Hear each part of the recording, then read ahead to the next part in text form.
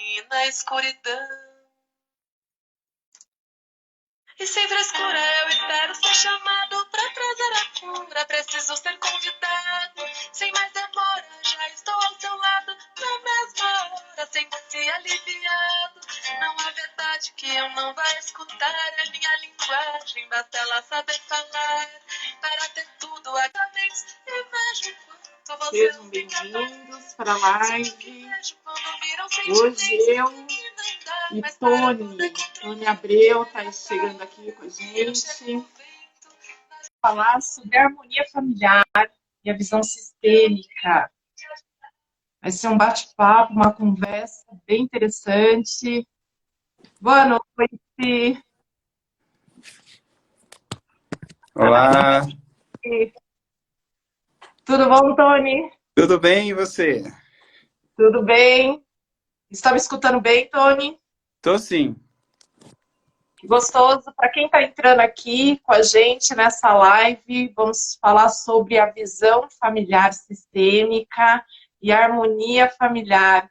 E quem está aqui pode participar conosco. Tem à sua direita aí o coraçãozinho que você pode clicar, e quanto mais você clica, você dinamiza aqui a live e a gente fica em destaque. Para você que está participando também, tem um aviãozinho à sua direita. Convide as pessoas que você sabe que vai aproveitar essa nossa conversa aqui. Né, Tony? Que isso seja uma conversa assim, bem gostosa, que as pessoas possam comentar, possam fazer perguntas. Sim. E eu inicio aqui dizendo sobre a minha gratidão. O Tony, para mim, é um grande mestre, uma pessoa que faz muita diferença no meu trabalho, na minha atuação. Então, a minha grande base da visão familiar sistêmica vem desse grande mestre. Então, gratidão imensa por você estar aqui. As pessoas que estão entrando, participando, a Michelle está dizendo, né, está dando boas-vindas aqui para nós. Tony, fala um pouquinho para a gente da tua atuação como facilitador e o que você tem para falar para a gente dessa harmonia familiar hoje, nesse atual momento, desse confinamento, desse isolamento social. Como é que a gente pode estabelecer essa harmonia, né, Tony? Sim. Primeiramente, eu estou muito feliz, muito contente desse convite que você me fez. É uma honra, é um prazer. Você também é alguém muito especial, que tem uma caminhada muito especial como professora, e a gente junto aí nesses nossos encontros, né, no desenvolvimento da parte da constelação e da psicologia transpessoal. E acho que já é boa noite, né, para todo mundo que está entrando. Sejam todos bem-vindos. Falar de família é falar de algo muito importante, muito necessário até, porque tudo vem da família, né? Todas as empresas são constituídas por pessoas que são família. E eu queria começar a falar sobre o ponto inicial de tudo, né? Uma família começa com o encontro de um homem e de uma mulher, com relação a depois dos filhos e tudo mais, né? Então, esse ponto inicial, ele é muito importante, né? A maneira com que as pessoas se encontram, a maneira com que elas desenham essa perspectiva dessa convivência, que em cima disso, ou a partir disso depois, acontece a primeira coisa importante, mais importante das nossas vidas, que é o presente da vida, né? O presente que nós recebemos dos nossos pais. Essa é a parte mais importante que nós temos, porque nós não nem existiríamos sem a vida. E a outra parte, o segundo ponto, ou a segunda coisa mais importante que a gente recebe dos nossos pais, se eu perguntasse para vocês, normalmente eu faço essa pergunta, né, nos nossos encontros, nos cursos, e geralmente as pessoas respondem, a segunda coisa mais importante depois da vida é o amor, né? Talvez muitos de vocês estão pensando isso. E, na verdade, não é o amor. Tem uma outra coisa que é muito mais importante, por isso eu falei do início, a maneira que as pessoas se encontram, que um casal começa uma família. Porque a segunda coisa mais importante é a maneira que os nossos pais se relacionaram e depois continuaram se relacionando. Porque dependendo se essa relação é uma relação harmoniosa, é uma relação pacífica, é uma relação de respeito, é uma relação realmente de amor, onde um realmente dá suporte para o outro, é isso que nós vamos assimilando dentro de nós, principalmente quando nós somos crianças, né? Criança até 3 anos de idade, normalmente ela não tem ego, ela não consegue fazer filtros de nada.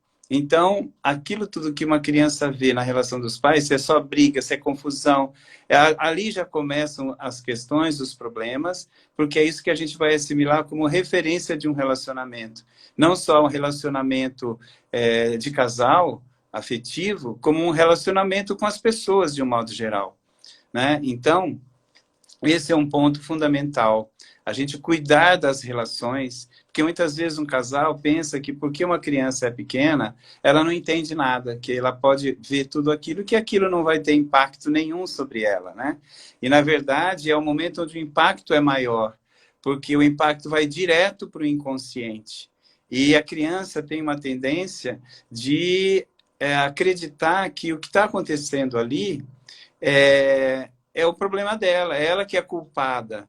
Então, muitas vezes, ela já introjeta essa sensação de culpa de que é por causa dela que os pais estão brigando. Então, isso acaba gerando modelos de relação muito complicados para a relação afetiva futura desse filho. Como, por exemplo, uma situação, um exemplo que pode acontecer é a criança, como eu sou culpada, então eu vou me submeter a tudo que o papai e a mamãe fazem para que eu seja uma filha bonitinha, para eu poder ser aceita, para aquilo que eu fiz de errado, e na verdade ela não fez nada errado, que a questão foi entre os pais, né? Então isso vai estabelecendo já formas de relacionamento muito complicadas, né? Formas patológicas de relação. Então, esse é um ponto fundamental. Não sei O se alguém Tony, e nós perguntar. podemos pensar, quando você diz da relação homem-mulher, né, do pai e da mãe, que vem antes do nascimento de um filho, e o quanto esse inconsciente vai absorvendo uma série de informações desde que o filho está na barriga da mãe, não é, Tony? Exatamente. Esse é um outro fator, né?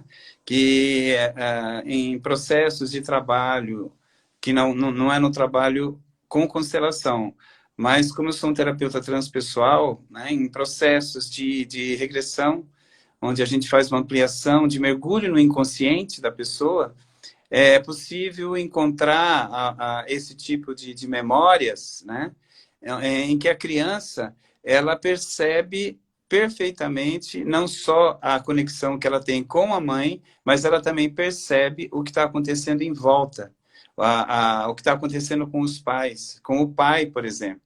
Né? Então, muitas vezes eu já tive um trabalho de fazer a separação, porque a criança ela observa aquilo e percebe o que a mãe está sentindo. Às vezes é uma situação em que o pai deixa a mãe com assim, um trabalho, um momento da gestação e nesse momento, e a mãe fica muito nervosa, aquele sentimento de abandono, toda aquela dor de ter que carregar tudo sozinha e tal, e a criança acaba assimilando essa situação. E ela toma aquilo como se fosse dela, né? E ela cresce com aquilo, com aquele complexo, aquele núcleo de abandono. E, na verdade, foi algo que foi uma vivência da mãe, né? E, na verdade, às vezes a mãe se sentindo sozinha, fica com medo e se sentindo sem condições, às vezes, de poder dar conta da situação. Então, tudo isso pode provocar um impacto na criança, gerando consequências também. Agora, eu acho que é importante falar, Evelyn, que às vezes as mães vão falar, ai meu Deus, então tudo que está acontecendo, tudo que está sentindo, qualquer briguinha que eu tenho com o marido, eu já estou provocando um problema grave, né? Então eu não quero provocar mais problemas e às vezes eles nem acontecem. cada individualidade tem uma condição de absorver isso mais ou menos, né? Então, se essa individualidade traz uma característica mais suscetível, né, ela vai ser mais impactada com isso. Outras crianças já trazem na sua individualidade uma característica, uma condição, onde aquilo já é algo um pouco mais tranquilo para elas. Então, isso não vai gerar um impacto tão forte sobre elas no sentido de moldar. Então, os nossos pais, eles não moldam exatamente os filhos, mas dependendo da situação ou da idade, isso vai realmente gerar, pode gerar transtornos, né? Dependendo do quanto a pessoa aceita esse convite da perturbação ou do conflito que acontece entre eles. E aí se faz super importante os processos de autoconhecimento, porque é nesse momento que a pessoa pode acessar essas informações, não é, Tony? Porque é o que você falou, cada pessoa vai ser impactada de uma forma diferente. Então, a terapia, a constelação familiar, como você falou, a regressão, então são processos terapêuticos que vão auxiliar. Sabe que às vezes eu percebo, Tony, às vezes as pessoas demoram um pouquinho para procurar uma ajuda. É como se tivesse medo de acessar isso, como se tivesse medo de uma dor, achando que entrar em contato com isso vai ser tão doloroso que até evita. Né? Tem uma pergunta aqui, a Célia. Como o filho consegue se livrar dessa culpa que ele nem sabe de onde vem? Então, o Célio, né? Célio. Então, Célio, nesse caso, é isso que a Evelyn estava falando antes, né? Por isso que fazer terapia não é uma situação para quem está piradão ou quem está loucão, né? Fazer terapia faz parte de uma profilaxia psicológica e emocional que é absolutamente normal. É como ir no dentista, que você vai cuidar dos dentes, e ninguém é louco porque cuida dos dentes, né? Cuidar das emoções é algo tão importante que não, todos nós temos, ninguém nasce 100% saudável, nós todos carregamos questões, né, mais ou menos sérias, ou a ferida maior ou menor, mas a gente precisa buscar uma ajuda para justamente a gente conseguir fazer liberar e fazer essas separações, né, do que é nosso e daquilo que não é nosso. E aí tem uma outra coisa na pergunta do Célio, Tony, que às vezes os pais levam os filhos porque estão com alguma dificuldade. E você trouxe o quão importante é a harmonia, é a relação de respeito, de amor, de troca de um homem e de uma mulher, do pai e da mãe. Então, às vezes, coloca-se uma carga, um peso muito grande na dificuldade de um filho. Por exemplo, uma dificuldade na escola, um comportamento mais agressivo. O quanto que nesses relacionamentos as pessoas podem observarem, né, que caminho as pessoas estão tomando para essa desarmonia familiar? Porque passa a ser um peso, né, Tony? Sim, é verdade. Você falou uma coisa importante agora para a gente conversar aqui, que normalmente as crianças, principalmente criança pequena, hiperativas, crianças muito irritadiças ou crianças insuportáveis, vamos dizer assim, né? Seja qualquer tipo de comportamento que os pais levam às vezes até para psiquiatra para começar a tomar medicação, né? E dentro da psicologia isso não é simplesmente uma visão sistêmica ou de uma outra abordagem. Pelo menos nesse ponto é algo que é meio comum nas diversas abordagens da psicologia, que quando a criança está numa situação muito irrequieta e ela tem uma questão muito séria de hiperatividade, muitas vezes isso aí é um reflexo da relação dos pais. Então, mostra justamente essas questões, né, que existem na família ou entre os pais, que reflete diretamente na criança. Porque eu estava falando antes, não precisa falar, às vezes, mas eu não brigo na frente dos meus filhos. Porque quando faz isso é pior ainda. Mas não adianta não falar na frente, porque a gente sabe que a partir da visão sistêmica, né? O conflito que existe, ele vai pelo campo. Aquilo é irradiado e a criança capta de uma forma que não precisa ser, ela não precisa presenciar uma briga dos pais, mas ela capta o conflito que está existindo entre os dois, e aquilo ela fica irrequieta dentro dela. Uma vez eu participei de um congresso de constelação, e a Angélica, ela é responsável por uma universidade lá no México, sobre a parte da pedagogia sistêmica. Então, ela falou que o que ela conseguiu observar, em muitos casos, não estou dizendo que são todos os casos, mas pelo menos o que ela observou de crianças com falta de atenção, que ela fica, não para, não consegue pôr atenção em nada, era justamente, isso é muito comum em pais separados, em que os dois estão brigando, mas a criança ama o pai e mãe e quer os dois. Então ela olha para um, olha para o outro, olha para um e olha para o outro. E nesse movimento de vai para lá, vem para cá, ela não consegue se concentrar ou ter uma tranquilidade para poder ter calma de fazer as coisas, né? Ela fica com essa falta de concentração em algo, né? Foi algo interessante que ela trouxe. E como é difícil para os pais terem consciência de que a gente fala muito na constelação familiar, né, Tony, que nós carregamos os pais aqui com a gente. A Uhum, criança, ela quer sempre ter esses pais de forma integrada, internamente falando, né? E uhum. externamente ela até busca também que esses pais fiquem juntos, até o momento que ela percebe que não existe, né? Em determinadas situações não tem como esses pais estarem juntos e harmoniosos.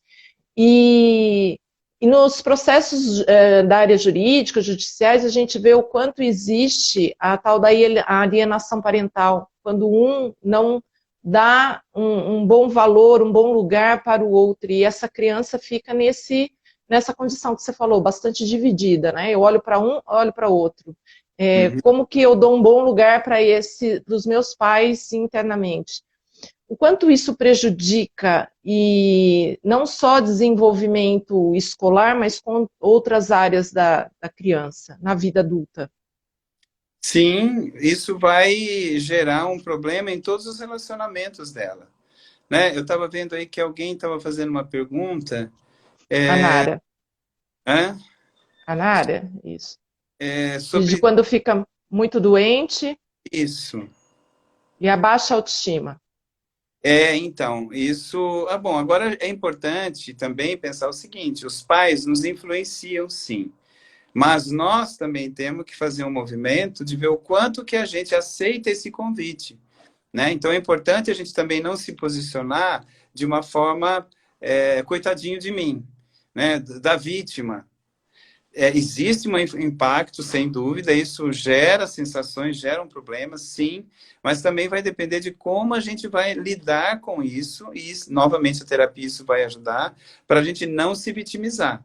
Porque se você conseguir, apesar dos pais serem como eles são, de todas essas dificuldades, aceitá-los como eles são, no sentido, vejo muito isso nos trabalhos de constelação, que é muito difícil aceitar os pais como eles são. E a gente faz julgamentos sobre eles a partir do comportamento que eles têm. Porém, a gente não sabe o que se passou dentro deles, na vida que eles tiveram, né? Eu costumo fazer uma pergunta quando começa a ter muito julgamento dos pais, né? Ah, mas meu pai fez isso, minha mãe fez aquilo, porque eu sofri demais, porque eu isso e aquilo. Eu pergunto assim, alguém de vocês sabe como os seus pais atravessaram dentro deles, a infância deles, como eles lidaram com a passagem da infância para a adolescência, todas as questões psicológicas, emocionais, da mudança, dos hormônios, etc. Como é que eles trabalharam isso dentro deles? Não é a história biográfica deles, que isso às vezes a gente sabe alguma coisa, mas é como eles sentiram a história biográfica deles. Eu nunca vi ninguém falar que sabe alguma coisa. A gente sabe nada do que acontece com os nossos pais. E muitas vezes eles são como são porque eles não conseguem ser de outra forma. É o máximo que eles podem ser, considerando a história que eles fizeram, que eles tiveram. né? Então, ter essa compreensão, além da aparência, além do comportamento expresso, mas ir um pouquinho lá atrás, nos bastidores, o que normalmente acontece nas constelações, quando aparece essa informação, a maioria das pessoas, em geral, ficam muito surpresas e passa a ter um outro olhar em relação aos pais.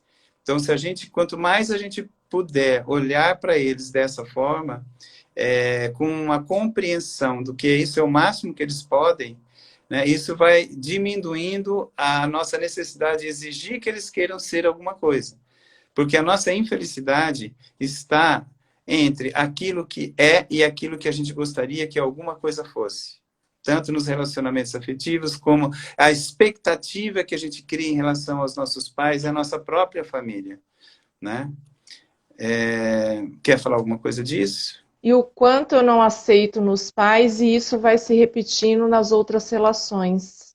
Não é, Sim. Tony? Então, aí eu não aceito o meu companheiro, meu namorado, ou a minha namorada, eu não aceito o meu chefe do jeito que ele é.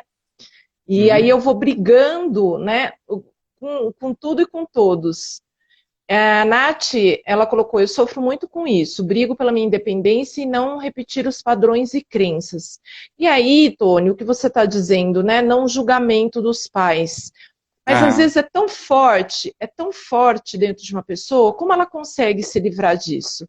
Eu quero aproveitar e ajuntar com um post que eu vi, que falava assim, se uma constelação, pensando na constelação familiar, se uma constelação familiar resolve meus problemas. Não, não é bem assim. A constelação familiar, o que eu percebo muitas vezes é que as pessoas buscam a constelação do mesmo jeito que as pessoas buscam, às vezes, na religião, um milagre que seja um milagre. Buscam milagres, né? Em coisas rápidas que vão resolver meu problema e pronto. Então, faça a constelação e meu problema será resolvido. Então, o que eu tenho observado, principalmente ultimamente, nos últimos tempos, é que existem dois movimentos importantes de solução para resolver essas nossas questões familiares quando alguém faz uma constelação. O primeiro movimento é o que a gente chama do movimento da consciência coletiva da família. Então, na medida em que você vai fazendo a constelação e os nós vão se soltando, o que vai acontecendo? Vai liberando no campo um fluxo do amor, esse amor que acaba gerando harmonia. Só que esse é o primeiro movimento. O segundo movimento é de quem constela. E qual é o movimento importante para que realmente a pessoa aproveite e traga essa harmonia para ela? Dependendo de como quem constela olha as informações ou a própria dinâmica que a constelação vai mostrando, se ela dentro dela continuar, mas eu sofri demais, eu não vou perdoar, não. Eu estou vendo que ele sofreu, meu pai sofreu, minha mãe sofreu, o meu avô sofreu, mas olha, o que ele fez para mim eu não perdoo. Do tipo assim, eu estou vendo, vi que a situação é assim, mas eu não consigo ter um outro tipo de olhar. O que ocorre nessa situação é que a pessoa vai permanecer mais ou menos como ela está. O Hellinger chama isso de consciência pessoal. Na consciência pessoal é o momento onde a gente tem a condição de fazer escolhas. Como eu escolho olhar para aquilo que eu estou vendo agora, de uma forma ou de outra. Então, dependendo de como a pessoa olha, e ela começa a se sensibilizar, e aquilo vai trazendo emoções, porque ela não é só uma percepção intelectual da situação que faz a mudança. Né? Eu sempre brinco e digo que enquanto os neurônios do coração não forem convencidos, não há mudança real. Perfeito. Né? É verdade, quando eu falo neurônios do coração, eu falo literalmente, não sei se vocês sabem, mas mais de 60% do nosso coração é feito de neurônios igual ao neurônio do cérebro. E ali ficam registros só emocionais. Né? É uma memória emocional. E se não há uma mudança nessa condição do nosso coração, não tem mudança significativa. Eu já fiz várias constelações, Evelyn, que tinha pessoas assistindo que ficaram tão tocadas por uma constelação que era o mesmo tema dela, do tipo, ela se identificou totalmente. Mas de vendo o que foi acontecendo, né, o que acontecia com o pai, como que era os bastidores desses pais e dos avós, ela ficou tão tocada que ela falou, nossa, meus pais talvez seja algo assim, ou até pior do que isso, e eu nunca parei para olhar para isso. Ela saiu dali, foi embora, sonhou a noite inteira que ela constelou a noite inteira. Quando foi no outro dia, ela acordou totalmente modificada. Fazia anos e anos que ela não via o pai dela, que ela falou que nunca mais o pai dela tinha morrido para ela. Ela deu uma vontade de ver esse pai, ela foi até lá, teve uma catarse, os dois choraram muito, teve um momento muito forte dos dois, ficaram extremamente conectados com muito amor. E quem constelou saiu do jeito que chegou. Então, o que eu quero tomar com esse exemplo? Que a constelação sozinha, ela não é mágica, ela não vai curar a família inteira e tal. A pessoa tem que estar aberta para isso. Tem que ter essa abertura mesmo, essa entrega, né, Tony? Assim, do jeito que eles são, o que eles podem oferecer, né? O Tony, Uhum. tem uma pessoa aqui, eu acho que você não conhece muito bem, o Felipe, está fazendo uma pergunta bem interessante. Por que que os filhos com mesmos pais tomam de forma diferente o amor deles? Um seguindo para o sucesso e o outro para a escassez. Eu acho que você já falou um pouquinho, mas é, além Posso? dessa personalidade e dessa abertura, acho que tem bastante coisa aí para cada um tomar esses pais de uma forma, né, Tony? É importante, essa pergunta me lembrou de falar algo muito importante, que muitas vezes os nossos pais, porque até agora a gente estava falando de pais que são difíceis, né? Que gera, realmente você falou, às vezes é muito difícil, né? Os pais são muito complicados, são muito agressivos, ou são muito, enfim, tem uma postura muito ruim, muito dura. Mas tem uma outra coisa que é importante, que às vezes os pais estão dando. Eles dão do jeito que eles podem dar, mas eles estão dando. Mas o que acontece às vezes com os filhos? Não, eu só aceito receber do jeito que eu quero receber. Esse jeito aí eu não quero. Então, às vezes, ou até eles estão numa posição muito saudável, muito positiva de dar.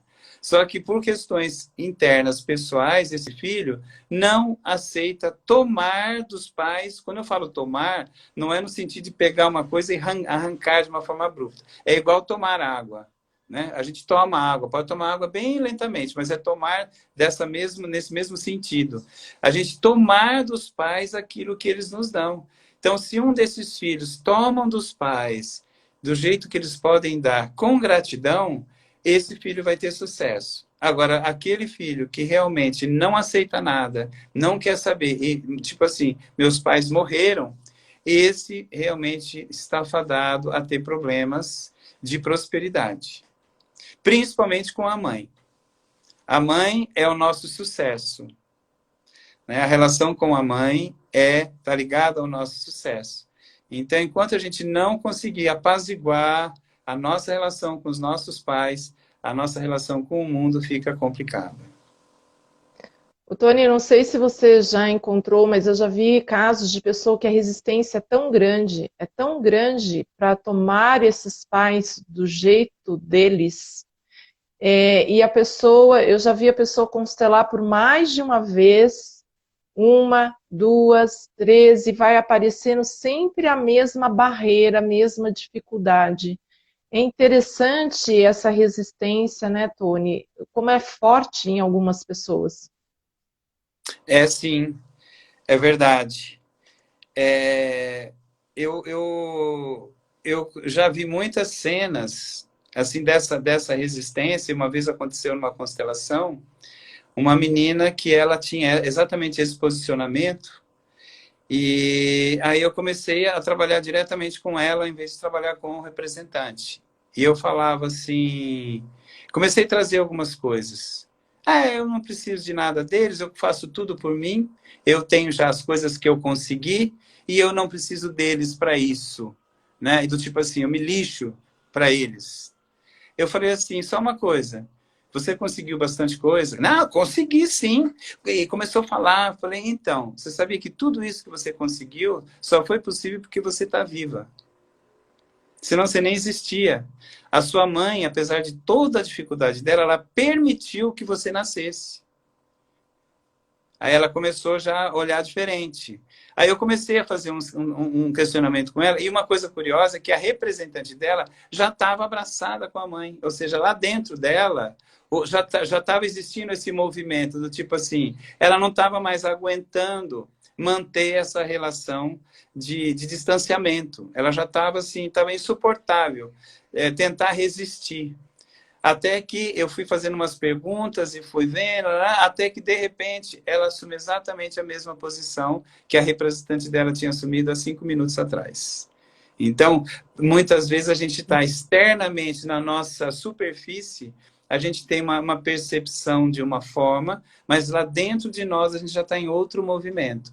Então, esses dois movimentos também são desgastantes, são conflitantes. Isso gera um desgaste muito grande. E às vezes é justamente esse desgaste que não dá para ficar muito perto dos pais. Porque quanto mais perto fica, é como se aquela parte dissesse: vocês são tudo para mim, apesar de tudo, obrigado pela vida, pelo menos, né? Então, é bem isso, né? É difícil. A pessoa tem outra situação muito interessante. Eu tenho raiva, eu tenho ódio, eu tenho ódio, eu tenho ódio do meu pai, porque ele abandonou minha mãe e a gente sofreu. Eu tenho ódio, eu tenho ódio, eu tenho ódio.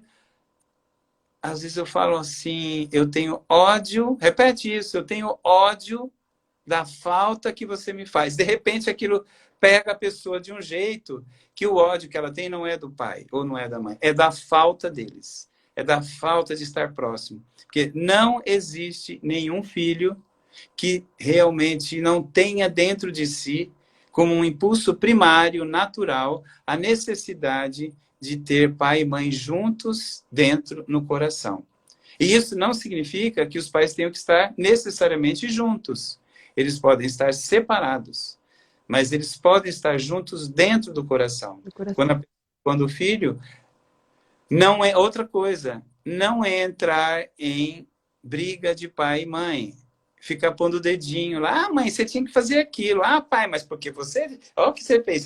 Quem é o filho que tem... Quem é você, filho? Quem somos nós? Para ficar botando bedelho na relação de pai e mãe. Né? A gente não tem que fazer nada disso. Quanto mais a gente se intromete, pior.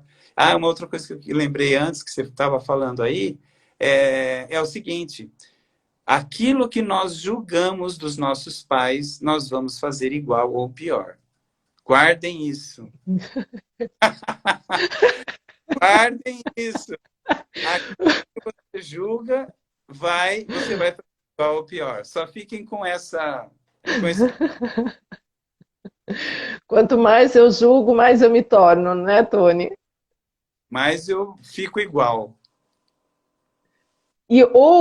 Tony, eu percebo assim, polaridades. Ou eu me torno o igual, ou eu vou para um outro extremo, por exemplo, filhas, mulheres que acham que as mães são submissas aos pais.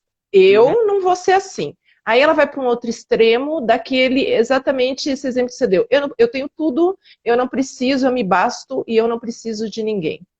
Uhum. Né? Então não se torna submissa a ninguém, e se percebe poderosa.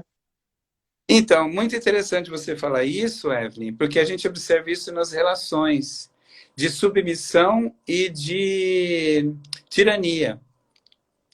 Quanto mais a pessoa é submissa, mais ela tem dentro dela um tirano. Então, o que acontece?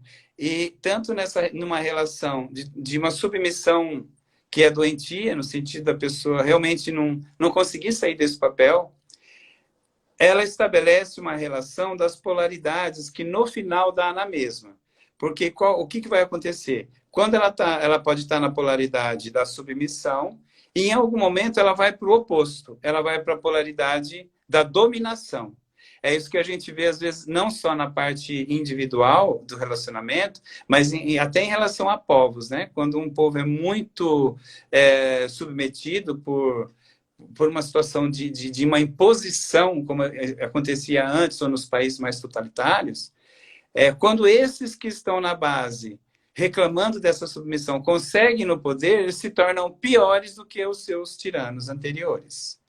E num relacionamento acontece a mesma coisa. A pessoa está numa submissão, ela vai para a tirania. Parece que ela não está fazendo a mesma coisa, mas ela está simplesmente na polaridade oposta. O que acontece com isso? Quando uma relação se estabelece em polaridades como essa, ela nunca pode estar igual. Não dá para ter uma troca, não dá para ter leveza. Porque ou ela se sente submetida e aí fica naquela prisão da submissão, ou ela fica na tirania. Não tem como haver uma relação saudável de troca na tirania.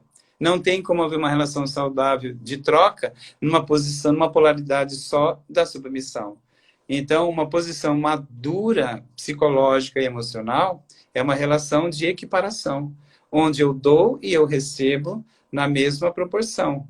Né? Existe um equilíbrio aí no dar, no receber, e não existe exatamente o dominador ou o dominado. É uma dança. Ora um, ora outro, ora um, ora outro, mas sem que isso crie tensão, porque é uma coisa natural. Na hora que um está numa situação onde precisa fazer alguma coisa, essa pessoa faz. Quando a outra se sente nessa mesma situação, a outra faz. Então, existe uma dança que gera um equilíbrio sem tensão e de uma troca saudável. Esse seria, acho que, um bom caminho para os relacionamentos saudáveis, né? Entre Sim, pessoas, entre casais e o sistema familiar, né, Tony? sim. Tem uma pergunta aqui da Estela, Tony, que ela questiona o seguinte: a influência, além dos pais, a gente pode pensar na ancestralidade em relação às crianças? Com certeza, né? É importante a gente pensar assim, que a família, nós estamos mergulhados numa família e numa consciência coletiva. Então, nós temos em nós os nossos ancestrais. Metade de nós somos meu pai e minha mãe, 25% é dos meus avós, uma porcentagem menor é dos bisavós, menor dos tataravós. Então, assim, mesmo o nosso corpo ele é construído pela nossa ancestralidade. Olha que coisa bonita. Né? É uma construção feita pela história dos nossos ancestrais.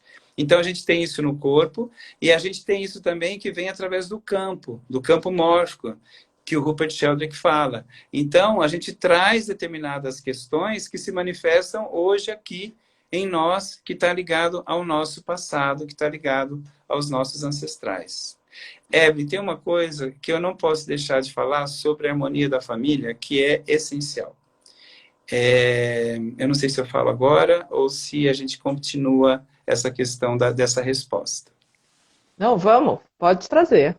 Vamos, Que fale agora. tem um ponto essencial para que uma família fique em harmonia. Aceitar cada um da forma que é e cada um se sentir e encontrar o seu próprio lugar na família. Isso é a base do equilíbrio e da harmonia da família. Aceitar o outro como o outro é e cada um saber qual é o seu lugar e ficar no seu próprio lugar. Sabe? Isso é essencial.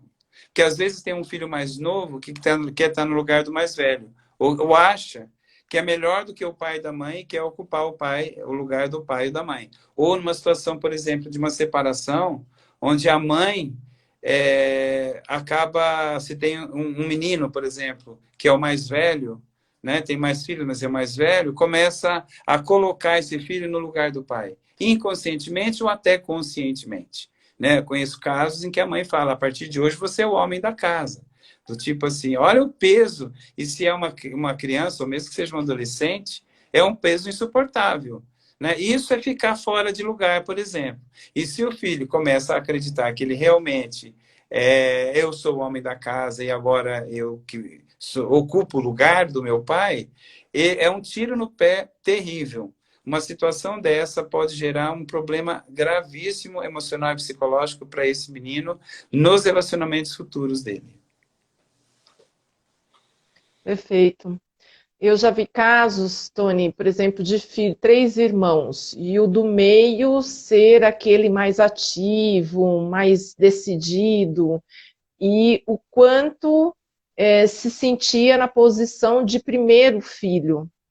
Uhum. E o quanto, exatamente o que você está trazendo, o quanto isso gera de peso e paralisa, né? Tem situações na vida da pessoa que ela fica literalmente paralisada. Porque Uhum. esse peso é estar fora deste lugar e o quanto que a pessoa não consegue fluir. Uhum. E a Leila trouxe algo da discussão anterior, não aceitar tomar dos pais aquilo que eles nos dão, tem a ver com ficar na zona de conforto.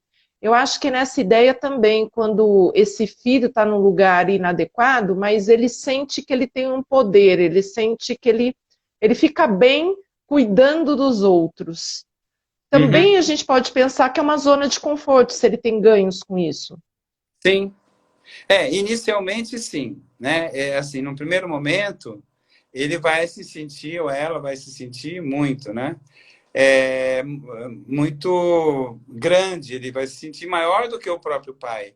Só que quando a gente se coloca maiores do que os nossos pais, a gente está assinando uma carta de sofrimento e de dor, e de conflitos em relacionamentos. Porque a gente vai entrar nessa mesma posição nos relacionamentos depois, sendo maior do que os nossos companheiros ou companheiras.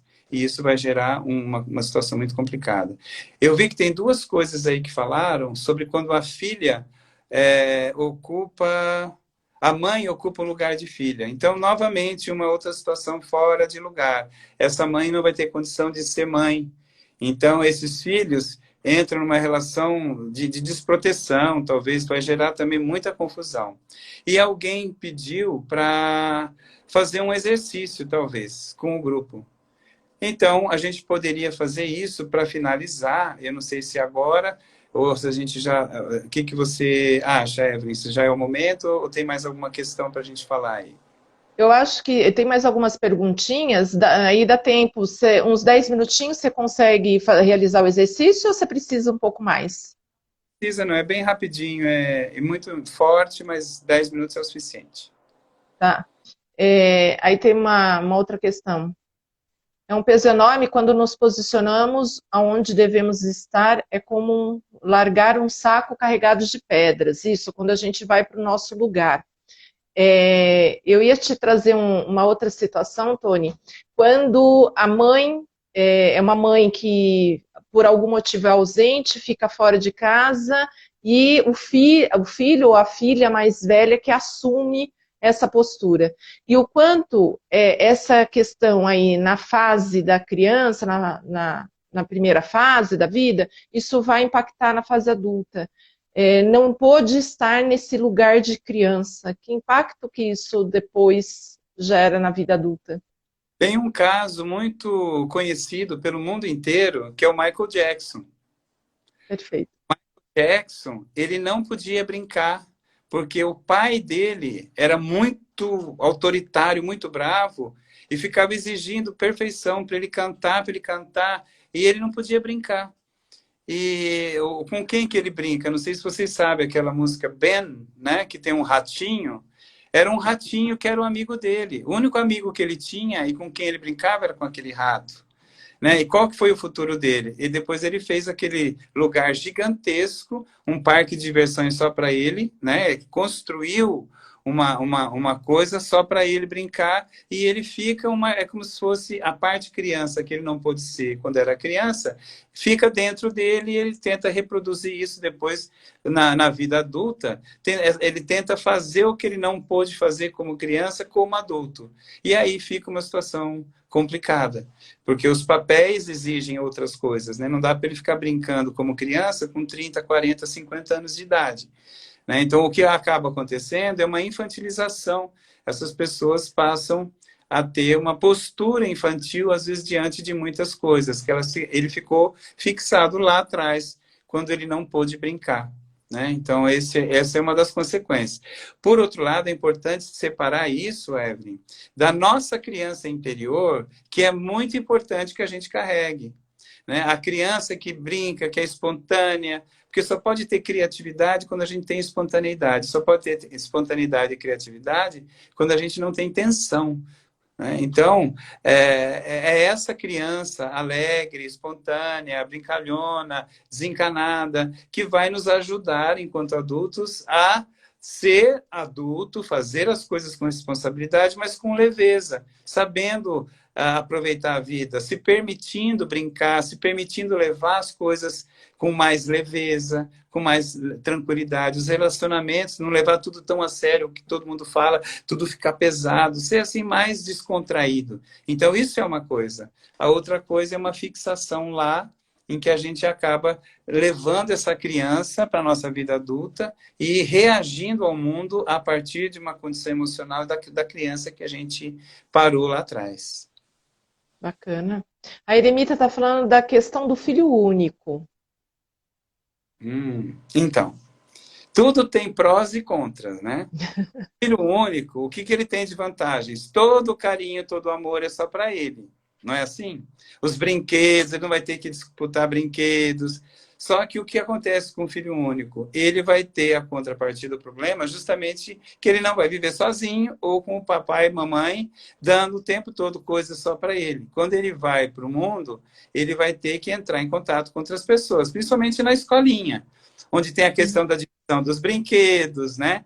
Que ele vai ter a tendência de ficar, ou querer só para ele, aí ele vai ter que aprender, vai ter o outro lado, que vai ter um custo emocional, que é ele aprender que ele precisa compartilhar, que não é tudo só para ele, e não é tudo só na hora que ele quer, que tem outras pessoas que também vão ter a atenção, seja da professora, que a atenção não é exclusiva só para ele, né? Então tem esse outro lado, que é o aprendizado de que ele não vive sozinho no mundo, né? Então tem isso. Perfeito. E antes da gente ir para o nosso exercício, eu tenho uma pergunta aqui muito interessante, Tony. A Ionara, é possível constelar sozinho, apenas mentalmente? Olha, eu vou responder com uma outra pergunta. Você consegue enxergar a ponta do seu nariz?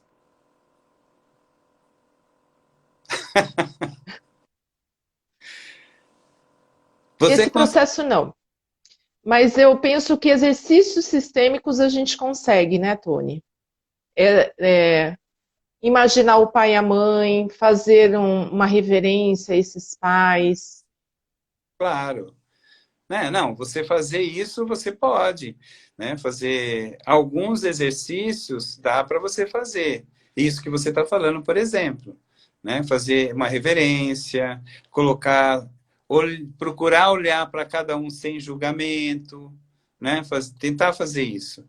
O grande questão é que se existe aí um problema nesses relacionamentos com o pai, que é justamente a parte do lado escuro, né, da nossa sombra, que é a que eu chamo da ponta do nariz, né? A gente não enxerga a nossa ponta do nariz. Então, tem coisas que às vezes sozinho a gente não consegue fazer sozinho. Se não tiver uma ajuda, eu vejo a ponta do seu nariz, você vê a ponta do meu nariz, mas você não vê a sua, nem eu, nem ninguém vê a própria, né?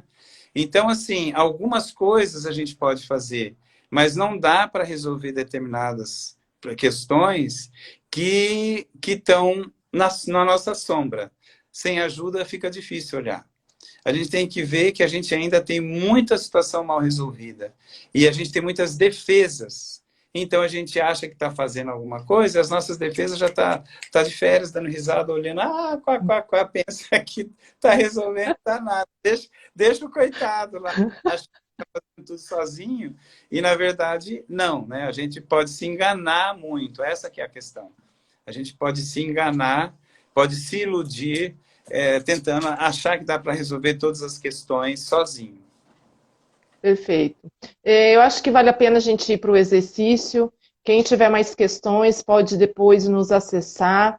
Shiva Tony no Instagram do Tony, Evelyn.mar aqui no meu Instagram, que tem bastante perguntas, muito gostosa essa interação. Eu acho que vale a pena nós irmos para o exercício, Tony. Tá. Só antes de começar o exercício, falar que eu tenho feito algumas experiências com constelação online. Eu era até meio resistente, mas tem sido muito interessante, né? E com resultados muito interessantes, mas dentro de um formato com representantes confiáveis, que é o que eu tenho feito, né? Confiáveis que eu digo é que eu já conheço e tal, né? Então dá para fazer muita coisa assim também. É mais um recurso. Mas ok, então eu vou pedir para vocês fecharem os olhos. Primeiro, tomarem consciência que você só existe porque o seu pai e a sua mãe, apesar de todas as falhas que eles têm, de todos os problemas, as questões que eles têm, eles permitiram que você vivesse. Esse é um presente, independentemente de como eles são, é o primeiro ponto para ajudar a olhar para eles de uma outra forma. Ter, pelo menos, no mínimo, a gratidão por terem permitido a vida. Agora, o que nós fazemos da nossa vida, cabe a nós. E eu vou pedir para vocês colocarem os pais de vocês atrás de vocês, e atrás deles, os avós, uma porção de pessoas que você nem imagina, nunca conheceu lá para trás, sabendo que cada um deles tem um nível de amor, e ele se relaciona com amor. Apesar de todas as dificuldades, todos eles têm amor dentro de si. E esse amor vai passando de uma geração para outra. Então é como se os seus pais agora, você não vai olhar para os problemas que eles têm, mas como se eles fossem um canal de conexão desse amor do seu sistema com você.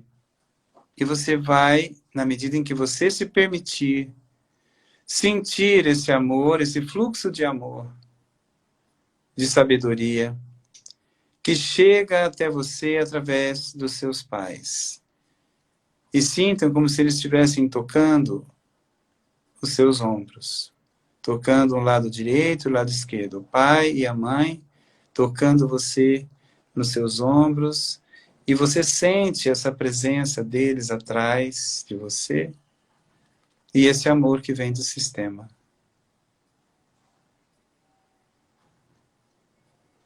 À medida em que você vai se permitindo receber todo esse fluxo de amor deles, é como se, ao mesmo tempo, holograficamente, eles também estão na sua frente.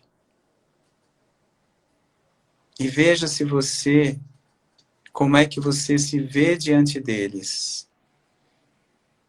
Se eles estão grandes e você pequeno, ou se você está grande e eles pequenos. Se você estiver pequeno no seu lugar, porque a vida não tem preço, não tem como pagar para eles a vida, por isso eles são muito maiores, são sempre grandes. Você está numa condição de receber agora tudo que eles podem te dar. E todo pai, lá no seu íntimo, eles querem o nosso bem. Mesmo que às vezes o comportamento possa parecer outra coisa, mas mesmo quando acontece assim, eles sofrem internamente por não conseguirem demonstrar esse amor. Então é como se a gente fosse agora se conectando com o lado saudável, com esse movimento primário que vem dos nossos pais, que é esse amor que naturalmente vem deles para nós. E a gente se conecta com o nosso movimento também primário, essencial, que é querer ir em direção aos nossos pais, como eles podem ser, no que é possível para eles serem. E agora você, à medida que você consegue se ver pequeno, você vai para esse momento onde você é pequeno mesmo, como uma criança pequena diante de alguém tão grande, nossos pais, e você se deita no colo deles. E o colo deles é grande e quente o suficiente para te acolher. E você se permite receber esse amor dos seus pais. Quanto mais você se permitir, você vai atravessar a dificuldade deles e você vai se conectar com aquilo que é essencial deles em relação a você. Do amor que eles têm por você, e tenha certeza que eles têm. Como você também ama os seus pais. Todos nós, lá no nosso íntimo, no nosso movimento primário essencial. Até porque o que mais nos faz sofrer são as barreiras que a gente coloca para a gente expressar o nosso amor. Então é como se essas barreiras agora estivessem se desmoronando. E você não só permite receber o amor deles, como você também expressa o seu amor a eles com um sentimento de gratidão pela vida. Faça uma inspiração, absorvendo tudo o que vem deles, com gratidão, do jeito que é possível para eles, aceitando como eles são. E você vai expirando, vai sentindo a sua individualidade, vai se apropriando dela, vai se movimentando e se sentindo novamente, aqui e agora.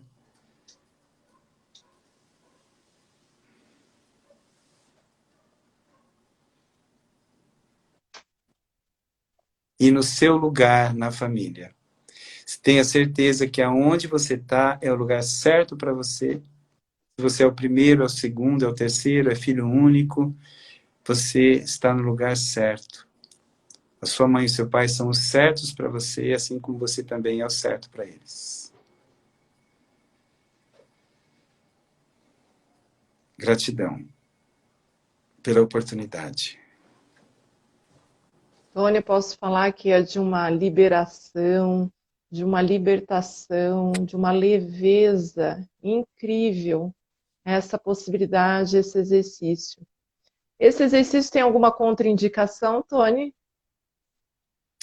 Não, a única coisa que pode acontecer é a pessoa resistir a isso e entrar e continuar no julgamento. Eu Só fiz uma brincadeira aqui no sentido de que a gente pode fazer esse exercício todo dia. pode.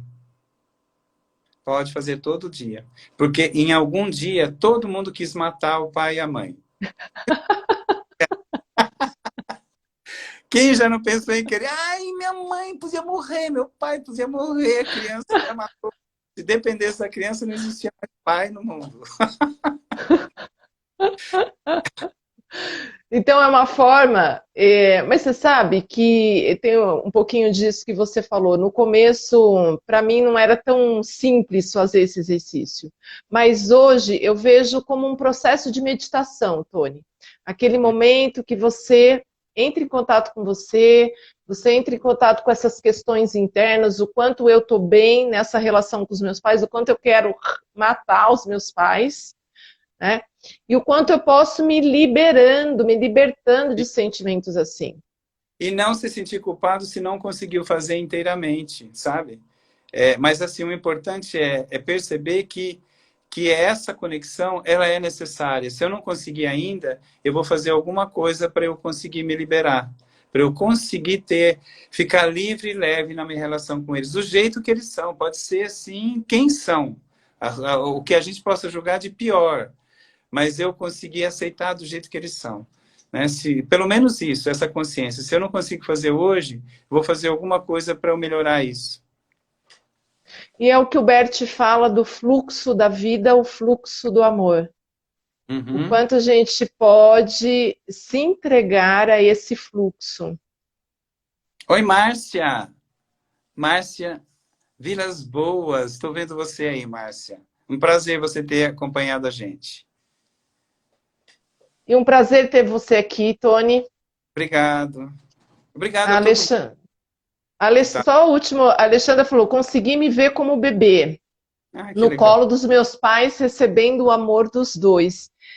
Quando o Tony falou da constelação online, é exatamente isso, Alexandra. O quanto a gente pode aqui, ó, numa conexão online, conseguir acessar sentimentos, sensações, emoções como essa.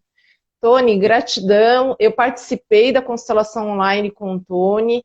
A Ionara está falando que foi muito lindo mesmo. Gratidão a vocês todos que estiveram hoje, domingo, às 18 horas, aqui na nossa live. E é uma riqueza imensa. A cada vez que eu estou com você, Tony, sempre tem alguma coisa que eu aprendo, que eu cresço nesse sentido desse amor, desse amor que flui. Ah, que bom. Gratidão por estar aqui essa noite contigo. Obrigado. Obrigado a você e a todo mundo que estava aí com a gente, né? É isso. E Muito um beijo grande, boa semana, até a próxima. Até a próxima.